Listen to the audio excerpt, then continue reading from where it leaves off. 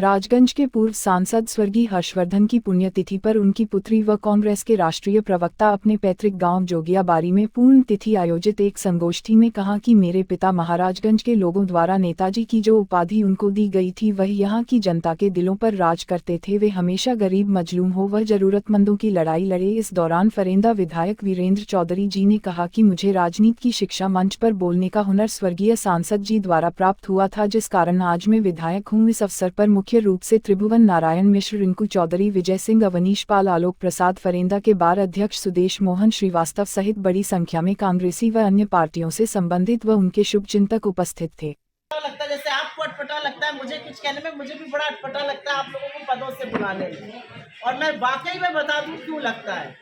मुझे ऐसा लगता है कि अपने घर में आपकी कोई भी पहचान बाहर कहीं हो, जब हम घर पर होते हैं तो हमारी पहचान सिर्फ परिवार से और घर से होती है।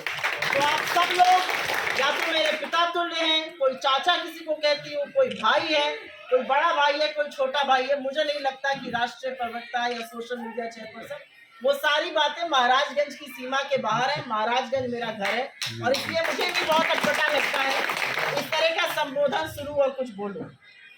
एक लाइन सवेरे पढ़ी थी और वो जरूर पढ़ना चाहती हूँ और उसके बारे में बात करूँ। दिनकर की कविता है और रामधारी सिंह दिनकर मेरे पिताजी के भी बहुत प्रिय कवि थे और मेरे भी बहुत प्रिय कवि हैं। दिनकर ने लिखा है, तेरा विराट ये रूप कल्पना पट पर नहीं समाता है, जितना कहूँ मगर कहने को शेष बहुत रह जाता है। लज्जित मेरे अंगार तिलक माला भी यदि ले आऊं मैं, किस भांति उठूं इतना ऊपर, मस्तक कैसे छू पाऊं मैं।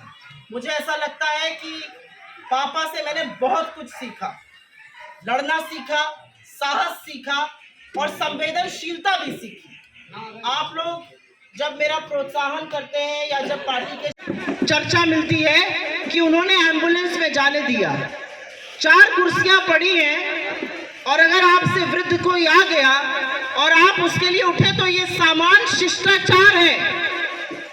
अगर आपकी गाड़ी की कतार में आपने एम्बुलेंस को जाने दिया, ये सामान्य शिष्टाचार है। मुझे लगता है इस पर टीवी डिबेट होना, इस पर पेज पर प्रिंट होना, ये कहीं ना कहीं मानसिक और नैतिक दिवालियापन इस सरकार का, भारतीय जनता पार्टी का और कहीं पर, माफ करिएगा मुझे, समाज का भी दिखाता है कि आज चीता का नामकरण हो रहा है लेकिन किसान जो आत्महत्या करके मोदी जी का नाम लिख के आत्महत्या कर रहा है उसकी चर्चा नहीं हो रही है।